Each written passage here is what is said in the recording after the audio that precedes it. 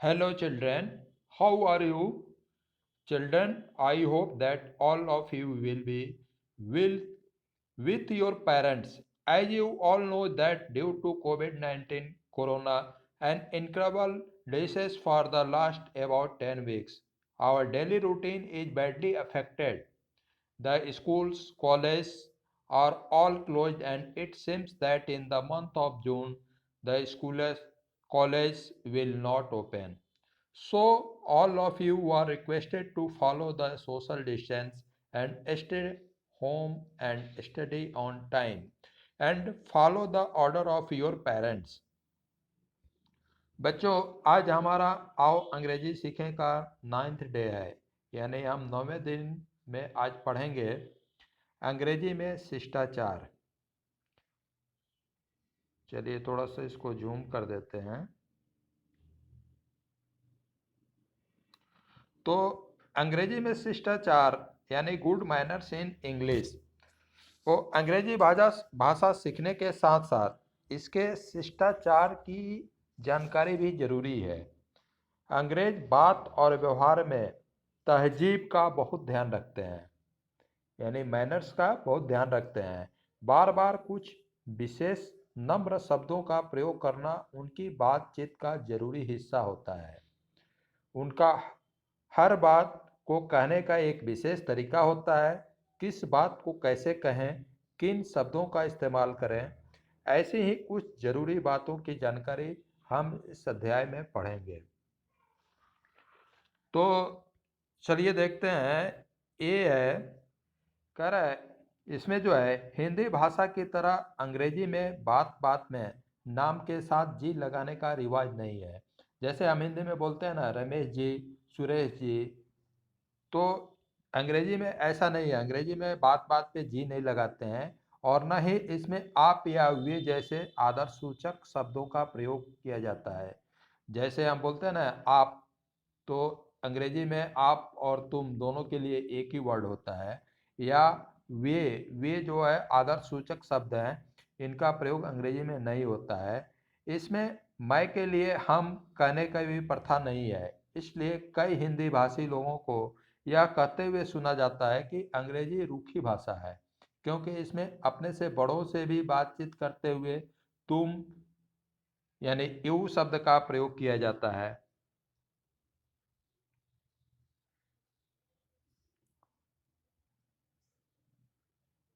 Next, sorry. तो लेकिन वास्तव में ऐसी बात नहीं है। हालांकि अंग्रेजी भाषा में आप और वे शब्द नहीं है, पर अंग्रेजी में बात बात पर शिष्टाचार जताने की एक प्रथा है। सच्ची एवं स्वाभाविक अंग्रेजी सीखने के लिए इस बात का हमेशा आप ध्यान रखिए। अंग्रेजी के इन शब्दों को मन में दोहराइए। जो नीचे लिखा है वो इन शब्दों को आप मन में दोहराइए।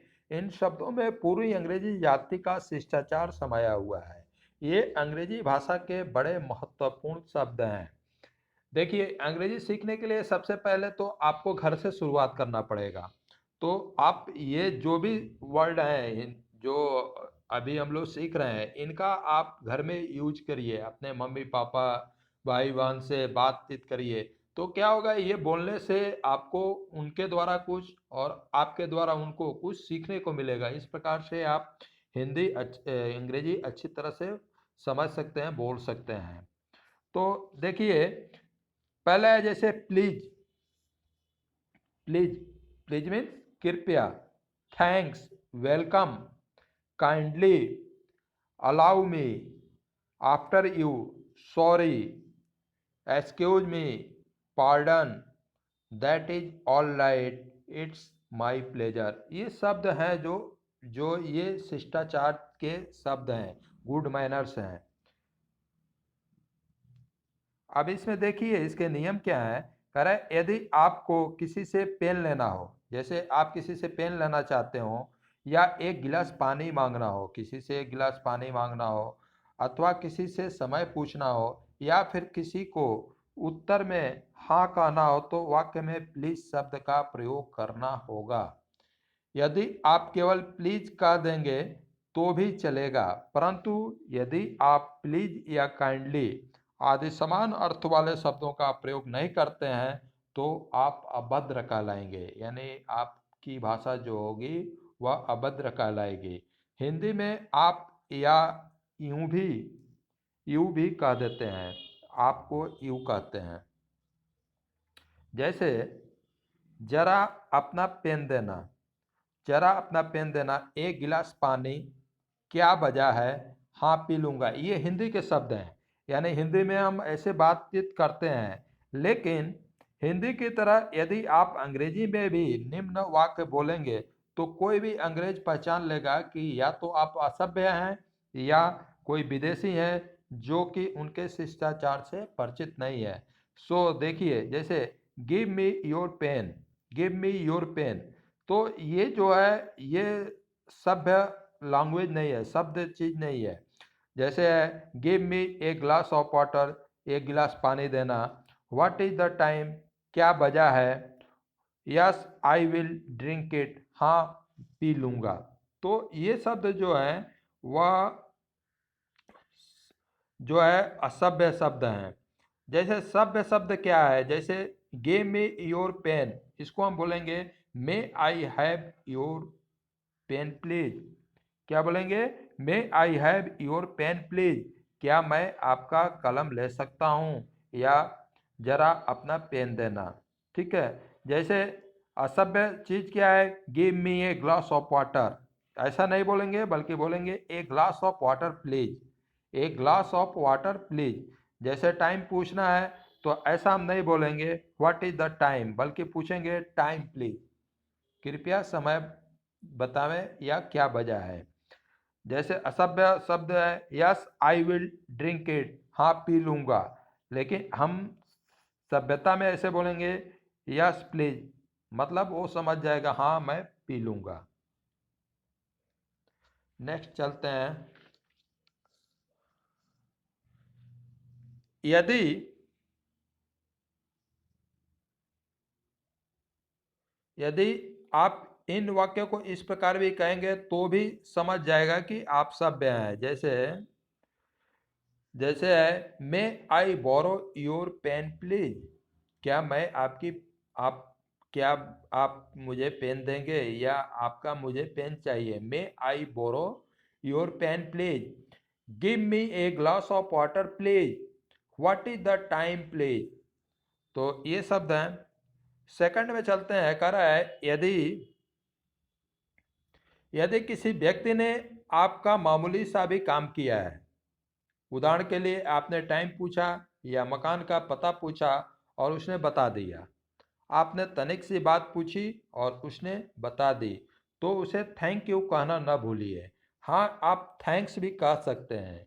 यदि आप अधिक आसान प्रकट करना चाहते हैं तो कह सकते हैं many many thanks to you, या thanks you very much. Okay, तो ये सेकंड हो गया, फर्स्ट हो गया। सेकंड में देखते हैं, कोई आपसे कुछ और लेने के लिए कहे और आप ना लेना चाहते हो तो आप हिंदी की तरह मत कहिए मैं और नहीं लेना चाहता, I do not want to take more, यानी हिंदी की तरह मत दोहराइए I do not want to take more, मतलब मैं और नहीं लेना चाहता, बल्कि संक्षेप में कहिए नो थैंक्स। आप इतना बोल देंगे नो थैंक्स, मतलब वो समझ जाएगा कि नहीं अभी आपको नहीं चाहिए, और ये सब लैंग्वेज होगा। थर्ड देखिए, आपके किसी का छोटा सा काम किया, आपने किसी का छोटा सा काम किया और बदले में उसने आपको थैंक्स यू कहा, तो अंग्रेजी में बात यहीं कर खत्म नहीं हो जाती। यदि आप थैंक्स सुन कर के चुप रह जाएंगे तो आप अभद्र या घमंडी कहलाएंगे। इस पर आपको कहना पड़ेगा, क्या कहना पड़ेगा, इट्स ऑल राइट, सब ठीक है। इट्स ऑल राइट मीन्स सब ठीक है, या नो मेंशन, कोई बात नहीं, या फिर इट्स फाइन, सब ठीक है, या माई प्लेजर, माई प्लेजर इसमें मेरी खुशी है। और सबसे अच्छा वाक्य जो है वेलकम या यू आर वेलकम, तो ऐसी तकलीफ फिर दें, ये जो फोर्थ वाला है वेलकम या यू आर वेलकम, ये सबसे ज़्यादा बोले जाने वाला शब्द है और ये सबसे अच्छा प्रचलित भाषा है। चलिए नेक्स्ट देखते हैं फोर्थ। यदि कोई आपसे कोई वस्तु मांगे, ठीक है, कोई आपसे वस्तु मांगे और वह आप देना चाहते हो तो हिंदी में कहते हैं ले लीजिए। पर अंग्रेजी में यदि आपने कहा टेक इट तो अंग्रेजी में इसे शिष्टाचार नहीं माना जाएगा। इसलिए आप इस तरह से कहेंगे yes you are welcome, yes you are welcome with या विथ ग्रेट प्लेजर या विथ ग्रेट प्लेजर। तो ये जो है बोलने के तरीके हैं, बोलने के जो अंग्रेजी में बोलने के तरीके हैं। जैसे आपने किसी आपसे कोई कोई वस्तु मांगे, आप देना चाहते हैं तो हम हिंदी में बोल देते हैं ले लीजिए, लेकिन अंग्रेजी में हम बोलेंगे उसको यस यू आर वेलकम या विथ ग्रेट प्लेजर। नेक्स्ट है यदि आप किसी का छोटी सी सेवा या सहायता करना चाह रहे हैं तो उसे कहने का अंग्रेजी में एक तरीका है। उदाहरण के लिए आप किसी महिला की गोद से बच्चा लेना या किसी वृद्ध का थैला उठाने की पेशकश करने के लिए यूं कहेंगे अलाउ मी या मे आई हेल्प यू, अर्थात मुझे अवसर दें या क्या मैं आपकी सहायता कर सकता हूँ। किसी शोरूम या प्रदर्शनी में यदि आप सेल्समैन हैं, जैसे देखते हैं ना शोरूम में आप जाते हैं मेगा मार्केट में, सुपर मार्केट में, तो वहाँ पे सेल्समैन होता है बेचने वाला या गाइड होता है जो विजिटर ग्राहकों को हेल्प करता है, तो वो बोलता है may I help you sir, may I help you sir. तो अपनी ओर आकर्षित करने के लिए ये अंग्रेजी के कुछ वाक्य हैं, कुछ शब्द हैं जो बड़े ही प्रचलित हैं। मे आई हेल्प यू सर, क्या श्रीमान जी क्या मैं आपकी क्या मदद कर सकता हूँ। चलिए नेक्स्ट चलते हैं। किसी महिला या वृद्ध को रास्ता देते समय कह देते हैं पहले आप, जैसे बोलते हैं ना पहले आप निकल चलिए, जबकि अंग्रेजी बातचीत में आप फर्स्ट यू नहीं कहेंगे, ठीक है। अंग्रेजी में आप इसे फर्स्ट यू नहीं कहेंगे बल्कि अंग्रेजी में कहेंगे आफ्टर यू। आफ्टर यू मतलब आपके बाद में, आफ्टर यू। तो ये शब्द जो है ये शब्द बड़े ही प्रचलित हैं और बहुत ही अंग्रेजी को सभ्य बनाते हैं। देखिए अंग्रेजी में बात बात पर खेद प्रकट करने की रिवाज है। बार बार मतलब सॉरी, एक्सक्यूज मी, पार्डन, ये शब्द जो हैं ये बहुत ही प्रचलित हैं। हिंदी में भी हम खेद प्रकट करते हैं या क्षमा मांगते हैं, पर तब जब हमसे वस्तुतः कोई बड़ी भूल हो गई हो। जैसे हम किसी से समय लेकर फिर समय पर नहीं पहुंचे तो खेद प्रकट करते हैं, और समय लेकर उस दिन बिल्कुल नहीं पहुंचे, यानी आपने समय ले लिया और उस दिन आप भूल गए या गए ही नहीं, वो आपका इंतजार करता रहा, तो भूल हो जाए। जैसे हम किसी से तो बिल्कुल नहीं पहुंचे तो आपने इस अपराध के लिए क्षमा मांगते हैं। पर अंग्रेजी में छोटी छोटी बातों में भी सॉरी, एक्सक्यूज मी, पार्डन आदि शब्द का प्रयोग होता है। जैसे जैसे आपका किसी से हाथ छू जाए तो आपको झट करना होगा सॉरी, यानी शरीर का कोई भी बॉडी जो है किसी दूसरे बॉडी के से टच कर जाए तो हमको कहना पड़ेगा सॉरी, ये सभ्यता है। दूसरा है दो आदमी रास्ते में खड़े बातें कर रहे हो और आपको बीच से गुजरना हो तो आप कहेंगे एक्सक्यूज मी। ध्यान दीजिएगा, दो आदमी के बीच से आपको गुजरना है तो आप उन दोनों को बोलेंगे एक्सक्यूज मी। इसी तरह से लोगों के बीच से उठकर आपको किसी काम से थोड़ी देर के लिए जाना हो, आप किसी बहुत चार पांच लोग बात कर रहे हैं और आपको वहां से उठ करके जाना है थोड़ी देर के लिए, तो आप बिना कुछ कहे नहीं उठेंगे बल्कि कहेंगे एक्सक्यूज मी। अगर नहीं बोलते हैं तो ऐसा माना जाएगा कि आप बड़े घमंडी हैं या आप जो है आपको शिष्टाचार पता नहीं है। इसलिए आपको वहां से उठने के पहले बोलना पड़ेगा एक्सक्यूज मी, किसी व्यक्ति का ध्यान अपनी ओर आकर्षित करने के लिए भी एक्सक्यूज मी कहकर आप अपनी बात कह सकते हैं।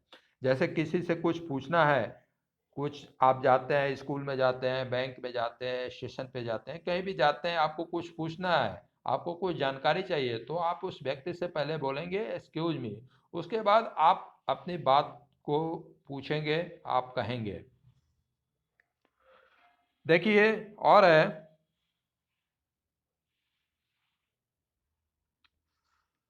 आप टेलीफोन सुन रहे हैं, अक्सर ऐसा होता है मोबाइल पे आप बात करते हैं, आपको सामने वाले की अगर आवाज़ नहीं सुनाई दे रही है तो आप क्या बोलते हैं, अरे जोर से बोलो ना, या कृपया जोर से बोलिए, हमको सुनाई नहीं दे रहा है। लेकिन आप ऐसा नहीं कहेंगे ऊंचा बोलो ना, मुझे कुछ सुनाई नहीं दे रहा है देता। Speak loudly, I can not hear anything, ऐसा आप नहीं बोलेंगे। Speak loudly, I can not hear anything, बल्कि इसके स्थान पर आप अंग्रेजी में यह कहेंगे पार्डन। एक छोटा सा वाक्य है पार्डन, पार्डन आप बोलेंगे तो वह सामने वाला समझ जाएगा कि आपको सुनाई नहीं दे रहा है। या थोड़ा और बड़ा बोलना चाहें तो आई बेग योर पार्डन बोलेंगे। तो इससे ये शब्द आप बोलेंगे तो वो समझ जाएगा सामने वाला व्यक्ति कि आपको सुनाई नहीं दे रहा है। चलिए आगे देखिए, कोई कमरे में बैठा है, आप उसके मकान पर उससे मिलने गए हैं, तो बिना सूचना दिए या आज्ञा लिए आपको अंदर दाखिल नहीं होना चाहिए, बल्कि अंग्रेजी में आप इस आशय का वाक्य कहेंगे, मे आई कम in please, may I come in please, क्या मैं अंदर आ सकता हूँ।